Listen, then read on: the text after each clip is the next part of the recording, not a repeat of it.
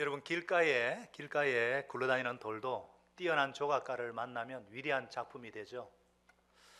우리 인생도 위대한 조각가이신 하나님을 만나면 아름다운 인생, 위대한 인생으로 바뀔 수 있다. 이렇게 성경이 말씀하고 있습니다. 길에 있던 자연석이 위대한 작품이 되기 위해서는 적어도 두 가지가 필요하죠. 먼저는 훌륭한 조각가를 만나야 하고, 그 다음은 조각가에게 자신을 맡겨야 하는데, 이게 쉬운 일이 아닙니다. 위대한 작품은 하루아침에 저절로 이루어지지 않습니다. 때로는 망치로 두들겨 맞아야 하고, 때로는 정으로 쪼개을 당해야 합니다. 이렇게 참기 힘든 고통과 인내의 과정을 거쳐서 비로소 걸작품이 될 수가 있습니다. 신앙생활도 마찬가지입니다. 누가 훌륭한 그리스도인이 될 수 있습니까? 먼저 하나님을 인격적으로 만나야 합니다. 그리고는 하나님의 손에 내 인생을 맡겨야 합니다. 교회 다닌 지 제법 오래되었음에도 불구하고 자연석 그대로인 분들이 의외로 많아요. 다듬어진 구석이 보이질 않습니다. 쓰는 언어도 달라진 것이 없고, 생각도 달라진 것이 없고, 가정생활이나 취미생활도 달라진 것이 없고, 성품도 달라진 것이 없다면 왜 그래요? 내 인생의 조각가이신 하나님을 인격적으로 만난 경험이 없기 때문입니다. 스쳐갔을지 몰라요. 머리로 알았을런지 모릅니다. 예수님 3년의 공생의 기간 동안에 수많은 사람들이 예수님을 거쳐 지나갔습니다. 그러나 참으로 그분을 만난 사람은 적습니다. 심지어 12제자 중에 하나라는 사람은 예수님을 판 배신자가 되었죠. 또 우리가 믿음으로 구원받았다 할지라도 하나님께 자신을 맡겨본 적이 없기 때문입니다. 하나님이 내 인생의 훌륭한 조각가인 줄도 알겠고, 그분께 나를 맡기기만 하면 얼마든지 위대한 작품으로 만들어 주실 것도 아는데, 문제는 실제 오늘 내 삶을, 내 장래를 하나님께 맡기지 못합니다. 왜요? 하나님께 내 인생을 맡기면 대가가 따르기 때문입니다. 내 시간을 떼어 드려야 하고, 내 마음과 정성을 드려야 하기 때문에. 그래서 내 인생을 주님께 맡기기를 거부한 채 살아가는 분들이 많습니다. 그러나 사랑하는 여러분, 예수님께서 이 땅에 오셔서 하고 많은 그 많은 직업 가운데 왜 목수를 택하셨을까? 왜 목수를 택하셨을까요? 이게 우연일까요? 아닙니다. 예수님은 수많은 연장을 다루시면서 유년과 청년 시절을 보내셨을 거예요. 예수님은 30년 동안 인간의 몸을 입고 요셉의 아들로서 아버지의 그 목수 일을 이어받아서 얼마나 많은 연장들을 만지면서 사셨을까? 이게 우연일까요? 그래서 예수님은 멍에에 대해서도 잘 아시고 얼마나 뛰어난 조각가이셨는지 몰라요. 그런데 이제 그런 연장은 더 이상 그분의 연장이 아닙니다. 예수님께서 십자가에 죽으시고 성천하시고 부활하시고 성천하신 그 예수님의 손에, 저 천국에는 인생을 조각하는 수많은 연장들이 가득 쌓여 있을 것입니다. 그 많은 연장 가운데 우리 주님의 즐겨 사용하시는 연장은 어떤 것일까? 오늘 본문을 통해서 우리 인생의 조각가이신 예수님은 어떤 연장들을 사용해서 저와 여러분을 아름답게 조각하길 원하고 계실까요? 어떤 연장일까? 첫째, 기다림. 뭐라고요? 기다림. 기다림이라는 연장을 사용하신다는 거예요. 우리가 사도행전 25장을 읽었지만은 24장에서 25장으로 넘어가는데 단 1초도 걸리지는 않지만은 이 사이에는 적어도 2년이라는 간격이 있다는 것을 아셔야 합니다. 2년, 엄청난 세월입니다. 그동안 이스라엘에 수많은 변화가 일어났는데 그중 하나가 총독이 바뀐 일이에요. 벨릭스에서 베스도 총독으로 바뀌어가지고 정치적으로 많은 변화가 일어났는데 이 2년이 누구보다도 길게 느꼈던 사람이 누굴까요? 누구죠? 바울입니다. 왜요? 감옥에 있었기 때문에. 감옥에 구류 상태로 있었기 때문에. 여러분, 만일 여러분이 2년 동안 감옥에 갇혀 있었다고 생각해 보십시다. 감옥에 있는 동안에 대선이 일어나고 새로운 대통령이 즉위했다. 얼마나 많은 변화가 일어났을까요? 근데요, 문제는요, 이 2년이라는 게 형이 확정되어서 2년을 기다린 게 아니에요. 차라리 바울이 재판을 받은 다음에 당신 징역 5년이요 이랬다면은 이제 앞으로 3년만 더 살면 풀려나겠구나, 이런 희망을 가질 수가 있잖아요. 근데 바울은 지금 형이 확정되지 않은 구류 상태입니다. 우리나라도 보면요, 범죄한 사람들에게 두 가지 분류해서 수사를 하잖아요. 구속 수사와 불구속 수사. 불구속 수사라도 기간을 정해서 수사를 합니다. 그런데 이 예수님은요, 이 바울은요, 하도 예수님 그러니까 그냥 막 저는 막 바울인데도 예수님이 나와요. 이 바울은요, 전혀 지금 판결도 나지 않고 재판도 이루어지지 않았는데 2년 동안을 그냥 감옥살이를 한 거예요. 자, 이제 감옥 생활하고 있는 바울의 심정이 이해가 되시죠? 자, 그런 마음을 가지고 그 심정으로 25장 1절 3절을 다시 한번 읽어볼까요? 자, 시작. 베스도가 부임한 지 사흘 뒤에 가이사랴에서 예루살렘으로 올라가니 대제사장과 유대인들 중 높은 사람들이 바울을 고발세 베스도의 호의로 바울을 예루살렘으로 옮기기를 청하니 이는 길에 매복하였다가 그를 죽이고자 함이더라. 자, 베스도가 부임했기 때문에 당연히 바울은 어떤 기대를 했겠어요? 내가 빨리 풀려나야 되는데 이제야 풀려나겠구나.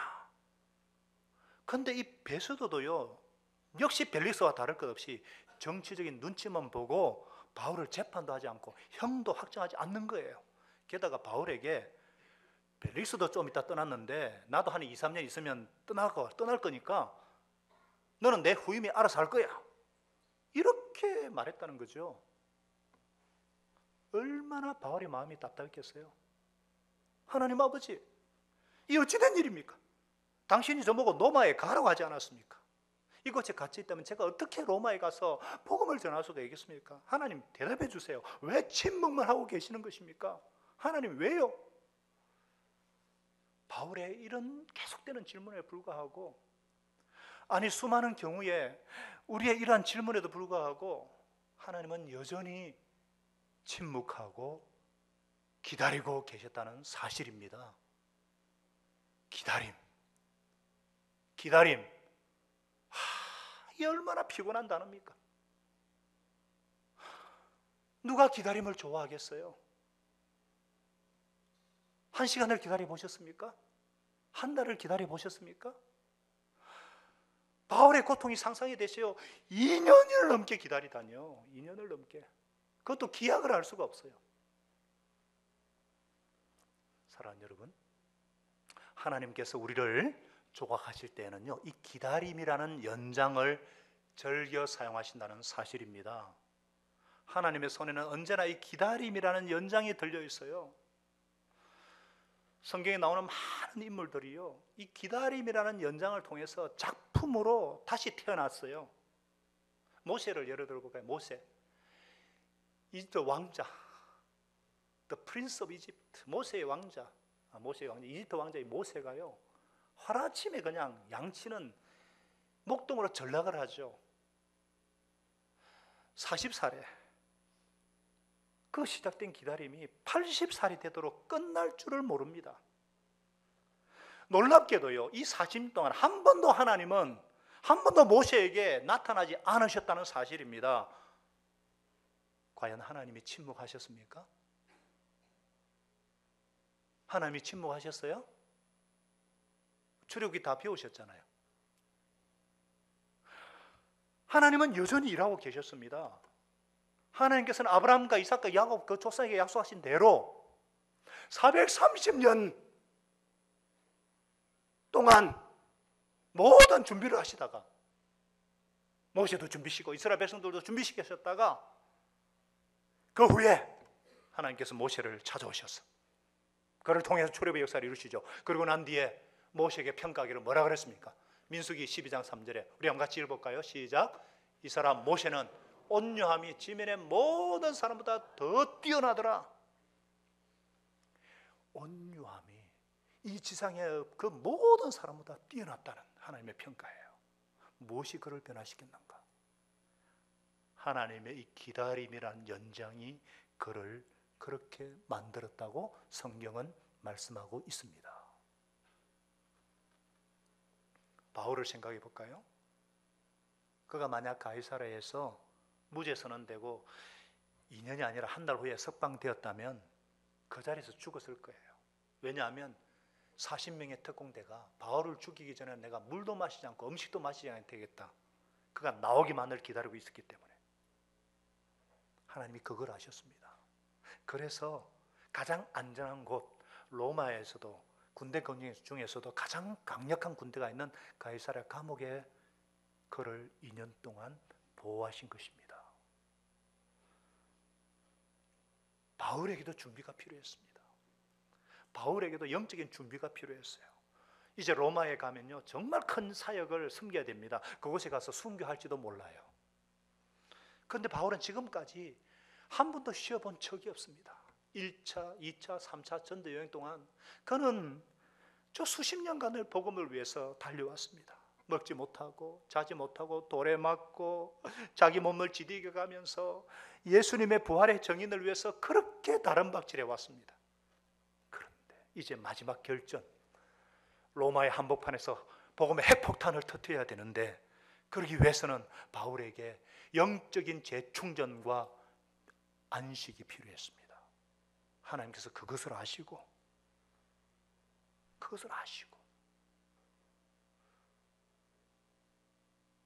준비시키세요. 사랑하는 여러분, 우리는 어떻습니까? 혹 어떤 사면초가 상태에 있습니까? 어디에 갇혀 계십니까? 기도가 응답이 되지 않습니까? 내가 정말 반드시 이루어져야 할 일들이 차일피일 미뤄지고 있습니까? 그러나 그런 기다림 속에서 나를 조각하고 계시는 하나님의 손길을 발견할 수 있기를 바랍니다. 그분의 손에는 지금도 기다림이란 연장이 들려 있어요. 이 사실을 깨달은 한 형제가 아름다운 복음송을 지은 것이 있습니다. 주님의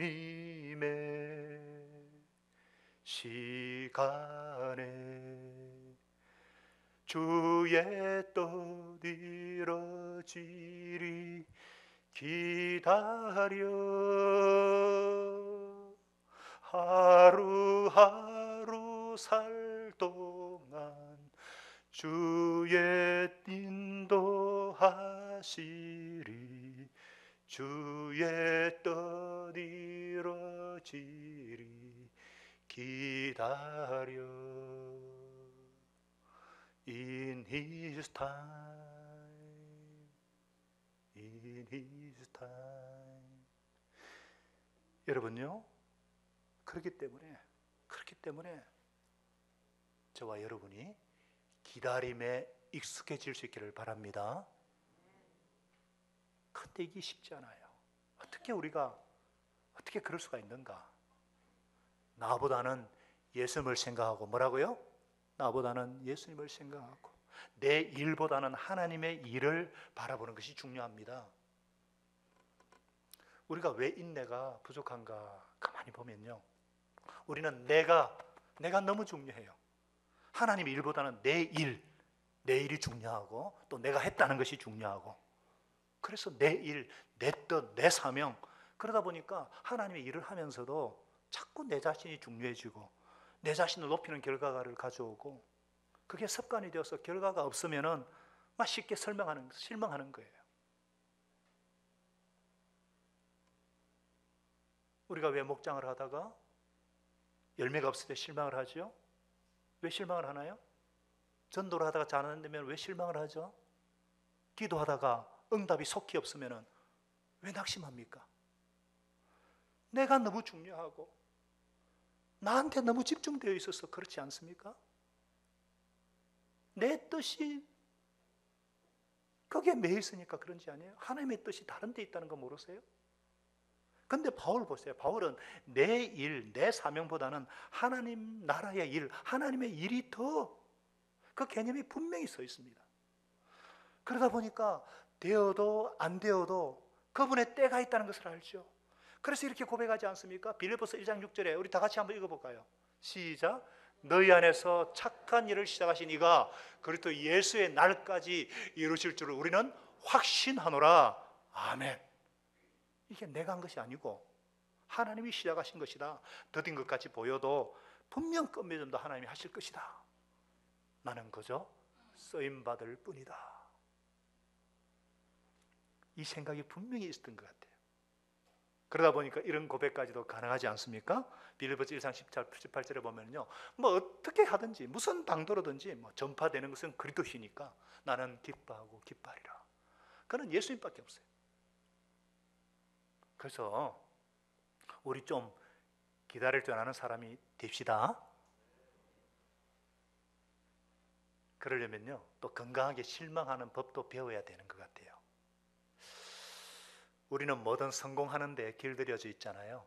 빨리 결과가 나와야 되고, 그래서 쉽게 뭔가 결과가 없거나 할 때 주저앉는 거죠. 근데 세상이 어디 내 마음대로 됩니까? 내 마음 먹은 대로 되면 누가 그런 세상 못 살아요? 그렇잖아요. 그래서 건강하게 실망하는 법, 그러니까 내 마음이 무너지지 않고 건강하게 실망하는 법도 배워야 합니다. 성경에 나오는 인물 중에 다윗이 그런 사람이거든요. 다윗이. 그는 하나님께 성전을 지어드리고 싶었어요. 그래서 막 그 마음 먹었을 때 얼마나 설렜는지. 그런데 하나님께서 역대상에 나왔다나시 뭐라 그랬어요? 너는 피를 많이 흘린 사람이니까, 전쟁에서 피를 너무 많이 흘렸기 때문에 너는 안 돼. 얼마나 무안했겠어요. 얼마나 다윗이 보통 사람 같으면 상처가 되었겠죠. 그런데 건강하게 실망할 줄 압니다. 그리고 이 거절을요, 자기 상처로 만들지 않고 그냥 받아들여요. 그리고는 그의 아들 솔로몬이 샬렘이라는 뜻이에요. 샬롬, 평강의 왕, 평화의 왕 솔로몬에게 성전을 지었도록 모든 재료를 준비합니다. 그래서 우리 나보다 예수님, 내 일보다 주님의 일을 바라보면 좋겠습니다. 혹 우리 중에 낙심이 되신 분, 기도하다가 낙심이 되고, 그런 분은 혹시나 내가 중요하기 때문에 그렇지 않은가 한번 돌아보시고, 그래서 눈에 보이는 열매가 없어도, 일이 잘 안 되어도 하나님의 때가 있다는 것을 기억하고 기다림에 익숙한, 기다림을 온전히 이루는 그런 저와 여러분 될 수 있기를 주의 이름으로 축원합니다. 자, 두 번째 하나님께서 나를 조각하시는 연장은 무엇이냐? 불의한 일들이 있어요. 자, 이제 재판은 그런 가운데 진행이 되는데, 유대인들은 바울이 죄인이라고 하는데 증거가 없는 거예요. 그래서 베스도가 유대인들에게 환심이라도 살까 싶어가지고 바울에게 예루살렘에 올라가서 재판을 받고 싶지 않은가 물었습니다. 아무리 해도 죄가 없는데 계속 구려하는 것들이 얼마나 괘씸했겠어요. 벨릭스한테 2년이나 시달림을 당했는데 이 베스도도 똑같은 거예요. 바울 편에서 볼 때 얼마나, 여러분, 이 세상에는 정말 불공평하고 불의한 일들이 많습니다. 우리 중에 그 누구든지라도 한두 번 불공평한 일을 안 당해본 사람 어디 있겠어요? 그런데 하나님은요, 때로 이 세상에 불공평한 일, 다른 사람이 나를 불공평하게 대하는 그러한 잘못된 일들을 통해서도 나를 조각하고 계신다는 사실입니다. 내 직장 상사가 이유 없이 나를 괴롭힙니다. 그럴 때 우리가 그 상사만 바라보면 원망과 낙심밖에 없죠. 그러나 믿음의 사람들은 그 이유를 볼 줄 알아야 합니다.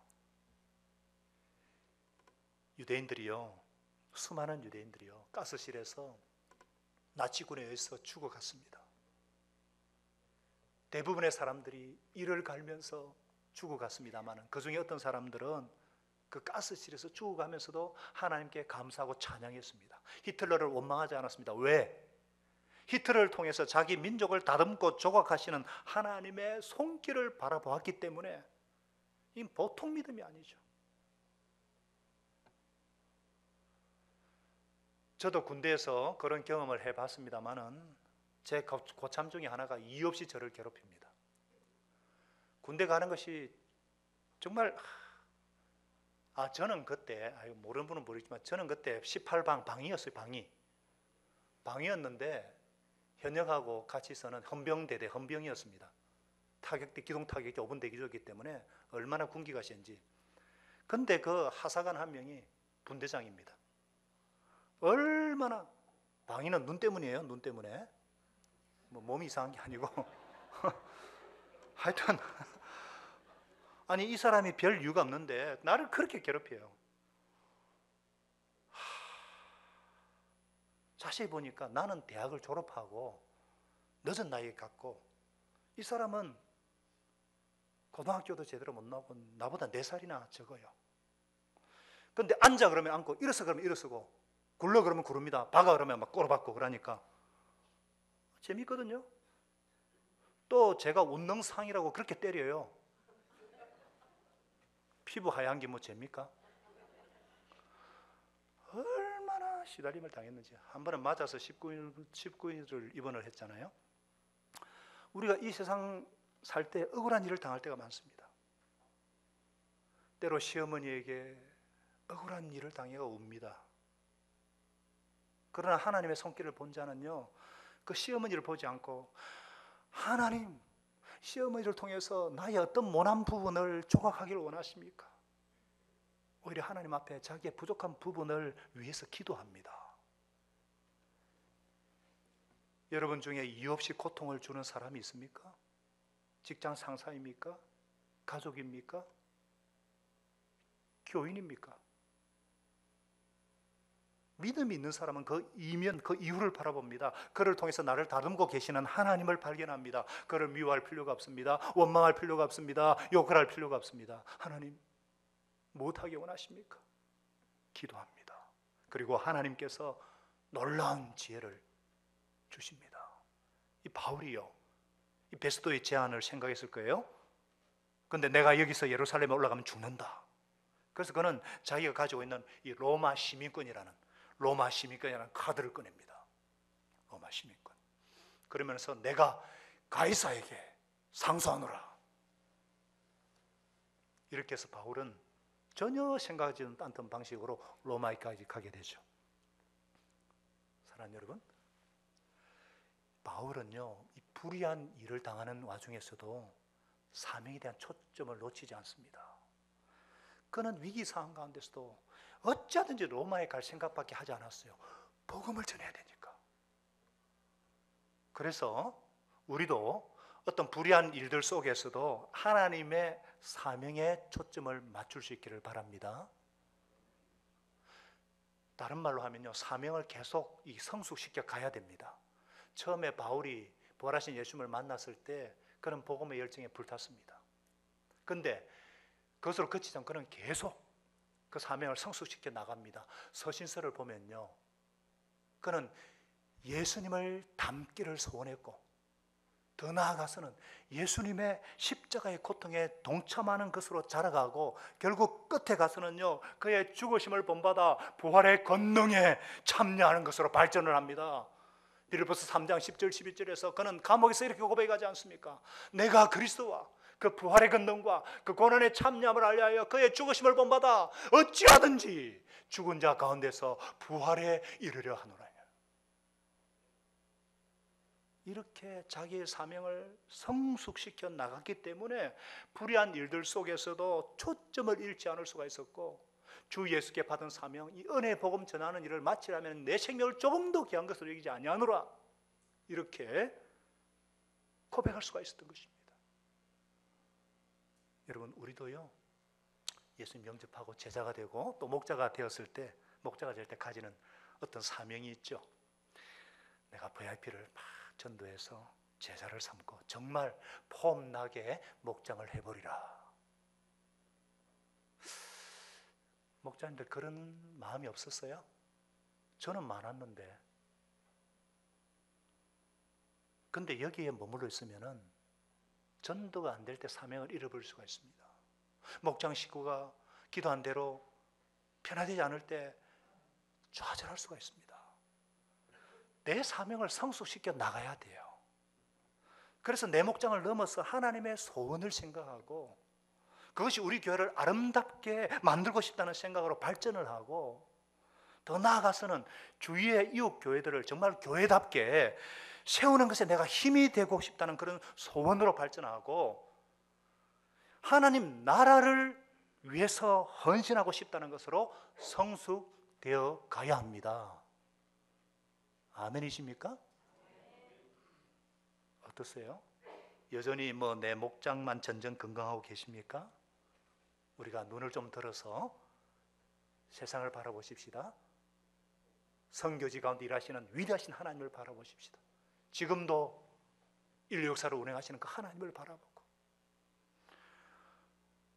우리 교회가요, 규모 면에서 그렇게 큰 교회는 아니지만 얼마나 하나님께서 사용하시는지 몰라요.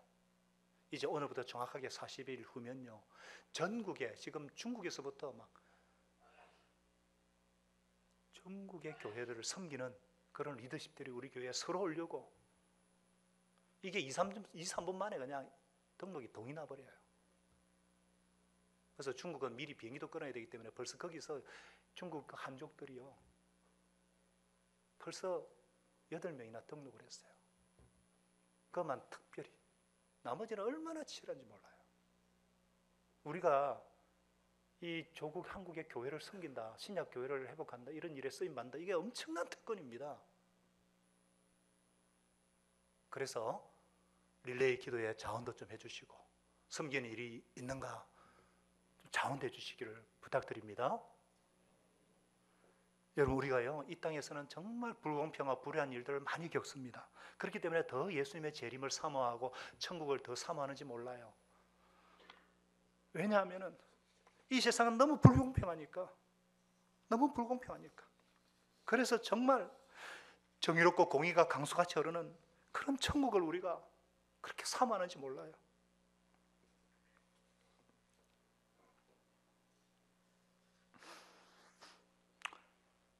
혹시나 내가 저지르지도 않았고 내가 행하지도 않았는데 어떤 어려움을 겪고 계십니까?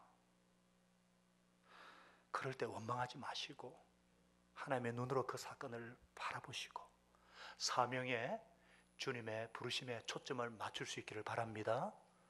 우리 하나님은 불의한 일들을 통해서도 나를 조각하고 계시기 때문입니다. 마지막으로 하나님께서 나를 조각하시는 연장이 무엇이냐? 불확실한 미래. 외쳐보겠습니다. 뭐라고요? 불확실한 미래. 자, 25절에 보니까요, 이 베스도가 살펴보니까 바울이 죽일 죄를 범한 일이 없어요. 그러나 그가 황제에게 황소를 했기 때문에 내가 보내기로 결정했다. 재판을 했으면 죽이든 살리든 어떻게 끝낼 일이지 또 자기가 결정을 안 하고 로마로 보내겠다는 거예요. 이제 바울의 앞은요, 칠흑같이 어둡고 앞으로 어떻게 전개될지 아무도 모릅니다. 사랑하는 여러분, 믿음이 무엇인가요? 믿음이 뭐예요? 예? 우리 옆에 분에게 한번 물어보세요. 믿음이 뭐예요? 믿음이 무엇인가요? 한번 물어보세요. 심우광 집사님, 믿음이 뭐예요? 뭐 여러 가지 말할 수 있는데 한번 따라하겠습니다. 믿음은 내일을, tomorrow, 내일을 하나님께 맡기는 것이다. 내일 일을 누가 알아요? 내일은 오늘이 아니고 내일은 하나님께 달려 있습니다. 내일 일은 내일이 염려하게 할 것이고 오늘 괴로우면 오늘로 족하잖아요. 그래서 먼저 하나님 나라와 의를 구하라 그랬잖아요. 내일은 하나님께 속한 것이다. 그것을 인정하는 것이 믿음이에요. 하나님께 달려있는 줄 믿으시기 바랍니다. 근데 왜 많은 사람들이 점쟁이를 찾아가지요? 그 사람이 내일 일을 모르는데. 교회 안에도요, 예수 믿으니까 점쟁이는 차마 찾아가지 못하고 모습만 다를 뿐 어딜 가요? 모 기도원에 아주 신통한 사람이 있다더라. 그런 사람들이 아직도 많아요. 점쟁이는 돈이 들지만요, 이들은 어떻게 해요? 차마 돈을 줄 수 없으니까 헌금을 갖다 바쳐요.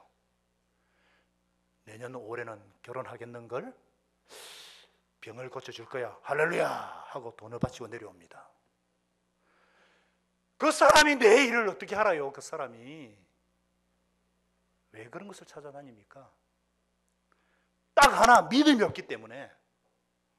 하나님께서 내 앞길을 가장 선하게 인도할 것이라는 믿음이 없기 때문이죠. 여러분, 불확실한 미래에서 벗어나려고 너무 아둥바둥 거리지 마세요. 하나님은요, 때로 우리를 불확실한 미래에 그냥 가둬두십니다. 앞을 그냥 이렇게 막고 보여주시지 않으셔요. 아브라함을 부르시면서 너는 너의 본토 친척 아버지 집을 떠나 가라 그랬잖아요. 그게 왜 그렇게 어려운 일이었습니까? 앞을 못 부르니까. 앞을 모르기 때문에. 근데 하나님께서 아브라함에게 원하신 게 뭐였어요? 그것을 통해서 하나님만 의지하고 신뢰하도록 하신 것입니다. 그래서 그가 믿음의 조상이 되었잖아요. 갈 바를 알지 못하지만 말씀을 믿고 갔잖아요. 그래서 히브리서 11장 6절은 뭐라고 하십니까? 우리 같이 한번 읽어볼까요? 시작. 믿음이 없이는 하나님을 기쁘시게 하지 못하나니 하나님께 나아가는 자는 반드시 그가 계신 것과 또한 그가 자기를 찾는 자들에게 상을 주시는 이심을 믿어야 할지니라. 아멘. 그래서 하나님과 나와의 관계, 신뢰 관계에 더 집중하는 것이 중요합니다. 그게 힘들면은, 혼자 힘들면은 공동체와 함께 하나님께 대한 믿음을 키워가는 거, 함께 하는 게 중요해요. 그래서 오늘 예배 드리러 오시지 않으셨습니까? 사랑하는 여러분, 정말 하나님이 사랑하시는 여러분들, 우리 하나님은 어떤 분이세요? 성경에는요, 하나님을 여러 가지 조각가의 모습으로 비유를 하시는데, 구약 성경에 나타난 대표적인 하나님의 모습, 신약 성경에 나타난 대표적인 하나님의 모습, 신약 성경부터 볼까요? 신약 성경에 나타난 하나님의 모습은요, 포도원 농부입니다. 포도원의 농부. 요한복음 15장에 예수님께서 뭐라 그랬어요? 나는 참 포도나무고 내 아버지는 뭐라 그랬어요? 농부라. 무릇 내게 붙어 있어서 열매를 맺지 않냐는 가지는 아버지께서 막 재버리시고, 물은 열매를 맺는 가지는 더 열매를 맺게 하기 위해서 뭐라고요? 그것을 깨끗하게 하시느니라. 깨끗하게 한다는 게 뭐예요? 가지치기잖아요. 가지치기. 더 탐스럽고 더 풍성한 포도 열매를 맺게 하기 위해서 전지 작업을 하는 거죠. 가지치기. 이 센 가지를 자르니까 얼마나 아플까요? 얼마나 아플까요? 가장 위대하신 조각가이신 하나님은 우리를 걸작품으로 만들기 위해서, 저와 여러분을 걸작품으로 만들기 위해서 때로는 우리의 재물을 그냥 잘라내실 때가 있습니다. 우리의 건강을 잘라내실 때가 있습니다. 내 마음에 묻은 죄악을 없애버리기 위해서, 내 마음의 믿음을 키우기 위해서 하나님은 때로 우리에게 고통스러운 수술을 감행하십니다. 마취도 시키시지 않으시고. 얼마나 아픈지 몰라요.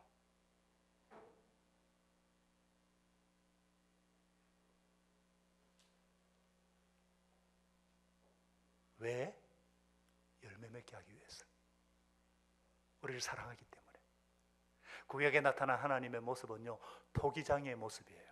어느 날 선지자 예레미야가 조국의 미래를 생각하면서 굉장한 불평과 궁금함이 올라옵니다. 자기 민족의 미래를 보니까 뭔가 이상하고 제대로 돌아가는 것 같지가 않아요. 자기 자신을 봐도 뭔가 너무 답답해요. 그래서 하나님께 기도합니다. 하나님, 도대체 이게 어떻게 된 일입니까?